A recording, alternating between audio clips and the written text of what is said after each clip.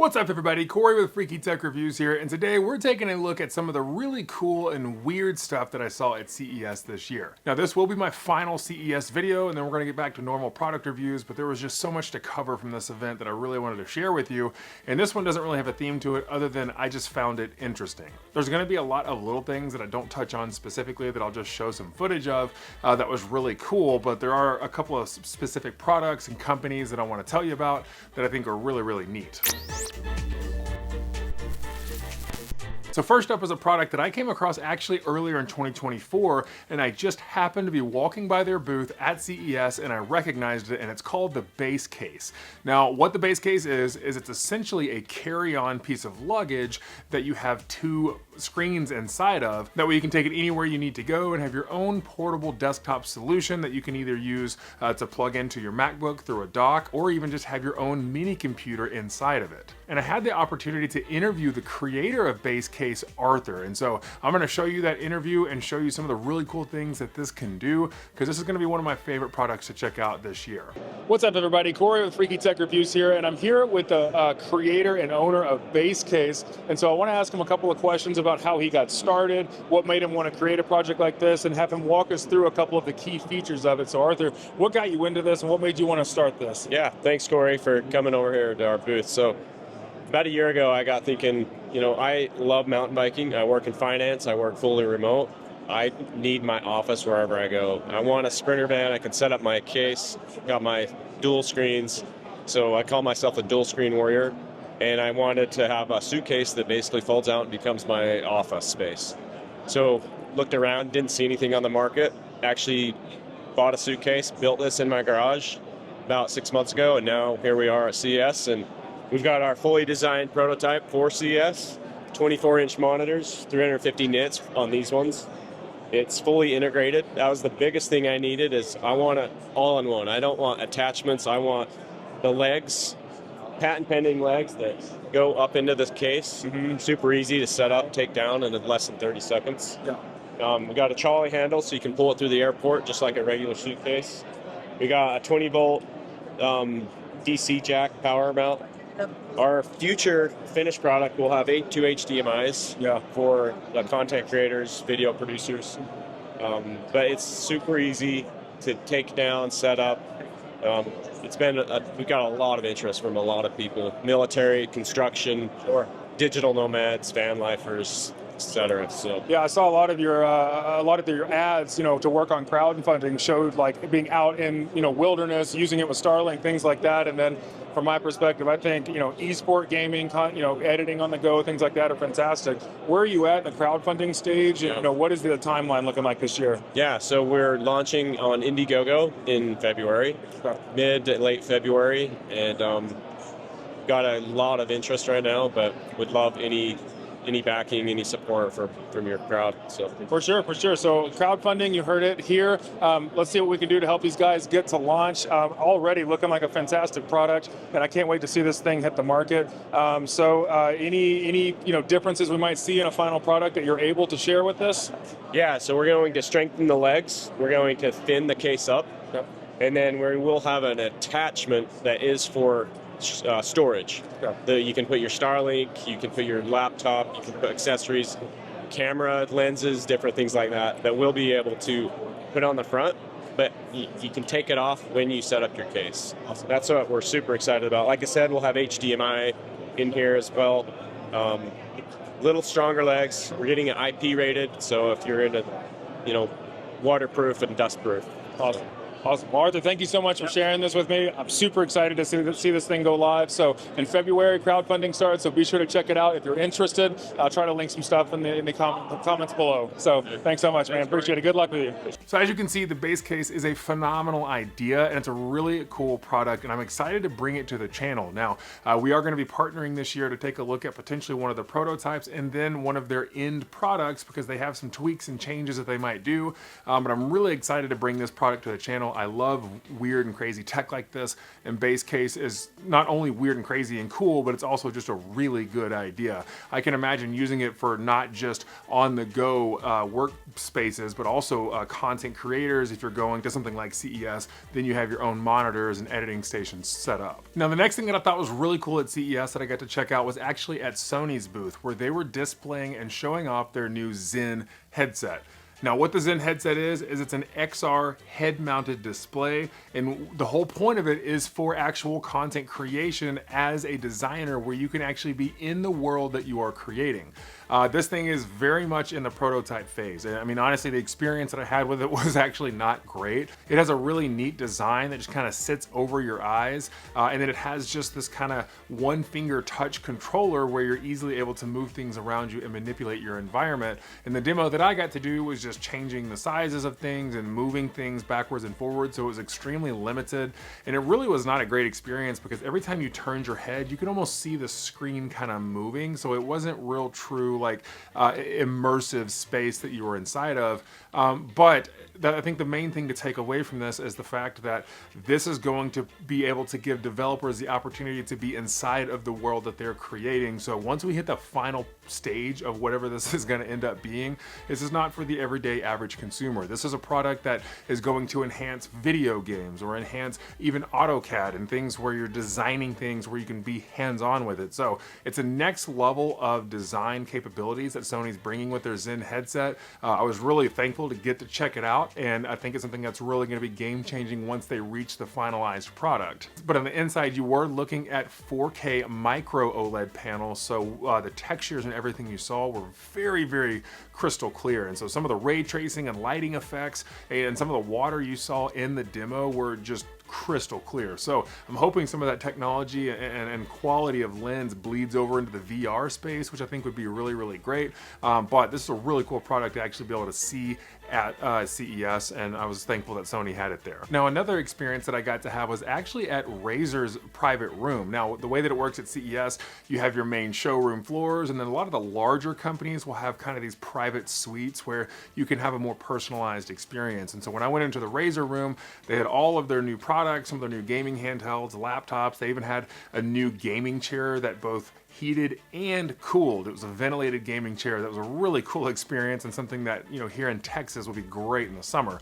But they had a room that was dedicated to what their full experience can give you through the Razer Synapse software and a lot of their RGB effects. Now, they've partnered with Glovo, they've partnered with almost every mainstream RGB brand that you can think of. And so my friend from Cozy Tech Reviews, Cozy, got to sit down and actually experience all of this put together, because not only did it have all kinds of crazy lighting that gave you such an immersive experience, but also the chair that you were sitting in had rumble support and haptic feedback, so you could feel what you were playing. Hope the NPCs have spawned from the last RF. Dude. Nice.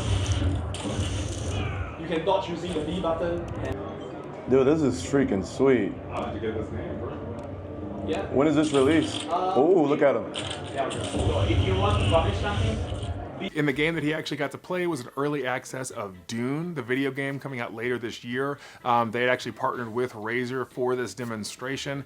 It was just really cool seeing what all these lighting effects can bring to you. And here was my favorite part of it, because you're inside of this big black room with all these lights everywhere, and it looks like you almost have to purchase this entire room. But what the Razer folks shared with us is that this is a modular setup, and a lot of the RGBs that you can purchase and integrate through Razer software is you're able to add on as you can and have the budget for it. So the end product that you're seeing is not something that you have to purchase all at once. So it's actually a very affordable way to have a super immersive gaming experience, and it was just a really cool setup by Razer. Now, another company that I came across that actually really surprised me was Dreo. Now, Dreo is a company that's known for heating and cooling solutions, and they even have like chai latte makers and things like that, but they had a massive booth, and I got a personal walkthrough from the CMO of Dreo, who was showing me all the different cool products that they have coming out, where some of them are combination heater fan and air purifier all in one tower. So I really actually kind of want to check some of this stuff out on the channel, even though it's not traditionally what I review. But one of the things that they had was an immersive gaming experience with their fans. So they have the ability with a couple of the Dreo fans where I was doing a racing simulator, and I was in a convertible, so I had the top down. So as I was driving and accelerating and slowing down, the fans would speed up and slow down as they blew air on me, just making it feel like you were actually driving. So that's a really kind of niche experience. I don't know how many people would actually want that setup because it dried your eyes out and it was not the most comfortable, but it was just a really neat thing to see. But Dreo as a company is definitely one to keep an eye on. I've got a couple of their oil heaters that I'm using for winter right now, and I've actually talked to them about potentially bringing some of their other products to the channel. So I'm a fan of what they're doing from a smart home perspective, because a lot of their products are just good quality and they're going to integrate well into a smart home system. Now, another product that I had a great experience checking out is by TGIF, and essentially what they were showcasing at CES was their T0 Aurena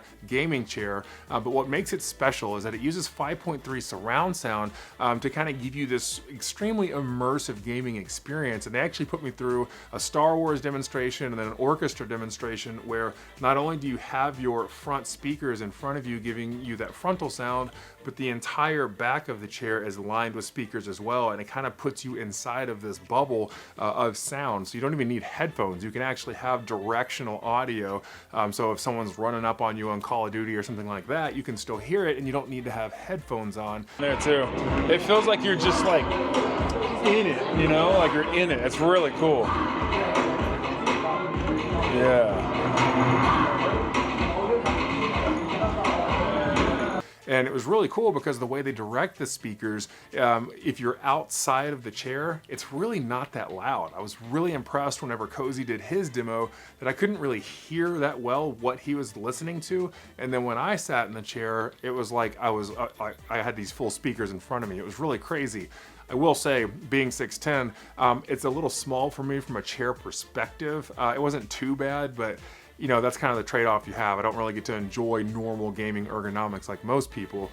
But I actually have spoken to TGIF, and we potentially will be partnering and bringing that chair to the channel to check out and review. It's a really cool thing to look at, so hopefully we'll be able to see that in 2025, and you'll get to be around for that review because you subscribed. Now, one of the things I was really excited to see at CES this year is actually in the mobile gaming community, and it's this new device called the Mcon. Now, there was a creator named Josh that I actually got to meet in person, and he showed me his product that he just created earlier in 2024, and they're already working on the finalized version of it. But essentially what it is it's a phone, it's not a phone case necessarily, but it kind of uses MagSafe to snap to the back of your phone or whatever magnetic system your phone uses, whether it's Android or Apple. And it has a slide down gaming controller that has flip out handles. And this is really, really cool because if you've been on my channel for a while, you've seen me review things like the GameSir G8 Galileo, which is one of my favorite mobile gaming controllers. However, you either have to take your case off or have a really thin case to even like wedge it on there and use it. And the problem with that is it's just a pain to use. I would rather just hop on with my phone and use the touchscreen. But what Josh has created is something that you just magnetize your phone to, flip it out, and it's ready to go because it connects via Bluetooth. And so it's a genius device that I was really excited to take a look at, and I already knew about it before I even got to CES, and I didn't know he was actually going to be there. Again, just happened to walk by his booth just like I did with Base Case and got to actually get my hands on it, and I am so excited for this thing to come out. This is going to be revolutionary for the mobile gaming space, and so I will be bringing that to the channel as soon as I can, as soon as it releases. It's probably going to be on the second half of 2025, but stay tuned because that is a must review in my opinion. But I would love to know your thoughts down in the comments below, what you think of it, because I think it's an incredible product. Now, one of the things that was actually not a product to review that I just didn't realize was actually really cool at CES was the Tesla tunnels. Underneath the Las Vegas Convention Center, about 40 feet underground, they just have these basically what they are is hamster tunnels for Teslas to transport people back and forth from the convention center, and they're actually working on connecting it all the way out to the airport so you can get to downtown Vegas, or at least where the strip is, without having to deal with traffic. And essentially what you did, it was all completely free. You just go down the escalator and you tell them which part of the convention center you want to go to, and you hop in with someone driving one of the Teslas. They were not autopilot, but then you just went down this LED lined hamster tunnel to get to your destination, and it was all completely free.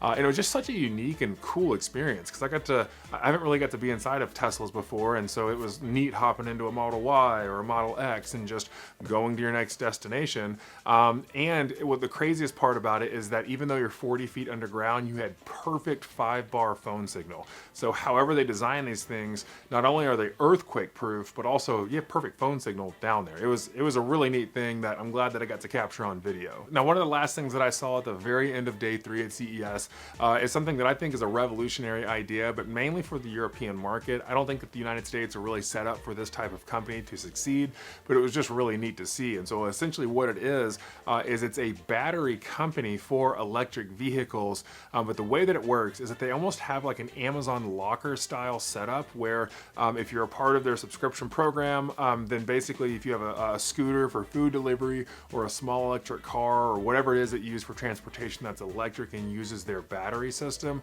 once it depletes charge, you just go to one of those storage lockers, put your battery inside one so it can start charging, grab a new one and put it into your car. So essentially you're refueling in just a couple of minutes, and then you have a completely full tank or full charge, and you can be on your way. So I think this is an excellent and revolutionary idea for condensed areas that can use this type of product. They were just there to show people what's going on with their product at CES and potentially find investors. It's not anything that like you and I can necessarily benefit from very easily. It was just a really neat idea that I thought was absolutely fantastic. Now, I did have kind of a little joke product to tell you about that I actually got a lot of attention at CES, because they did have some adult toy entertainment products there. And one of them was, I walked up to this booth that was all pink, and you can kind of tell what it was. And it was a guy playing Rocket League, and he had this vibrating thing that a person can sit on, and it reacted to the game. So as he would hit the ball, or as he did, would hit the boost, it would vibrate in different ways. And it was just a really interesting product to see there. Not something that I'll necessarily be bringing to the channel to review. I mean, I'm sure maybe there's some people out there that would love to see that. Not something that I'm really interested in personally. It was just a really interesting piece of gaming technology that kind of blew me away there. But that is my weird and interesting tech coverage from CES 2025. I only got to go to the convention center in the Venetian, so there were 5 other hotels that I didn't even get to go inside of and see what they had to offer. But what a just life-changing experience from a product review perspective to see what's coming out this year and what kind of tech is on the horizon. As we all know, AI is the big conversation. It was all over the place. Everybody has AI in their products, even if it's not really AI. They're just using it as a marketing term. So we're gonna see what this year looks like from a tech perspective. And getting to see the NVIDIA unveiling of their new 5 series of graphics cards is really cool. But I think the thing that's on all of our minds right now is what's gonna happen with tariffs and how much more expensive is it going to be. For instance, like the NVIDIA 5070, which I have a 2080 Ti. So the 5070 is going to be a massive upgrade for me. And for $550, that's a no-brainer for me to just very quickly and inexpensively upgrade my graphics card on my computer. But I'm interested to see what's going to happen with the tariffs and how that's going to affect a lot of the pricing that we saw, because there were a lot of booths that said, hey, purchase our product now before it increases in price by 25% due to tariffs. So we'll see how that affects the tech and gaming space this year. Hopefully not too negatively, because there are some awesome things coming out. But I'd love to know down in the comments below if there's anything that I didn't see that you heard of at CES that would have been really cool to check out, or is there anything in this video that you thought was really neat? I would love to hear your thoughts in the comments below. I'll be down there with you chatting about it too. But thank you so much for watching this video and spending some of your day with me. Again, I'm Corey with Freaky Tech Reviews. I'll see you next time. So real quick before you go, YouTube thinks that you might like this video or this video, so if you want to keep exploring the channel, then be sure to check those out. Have a good one.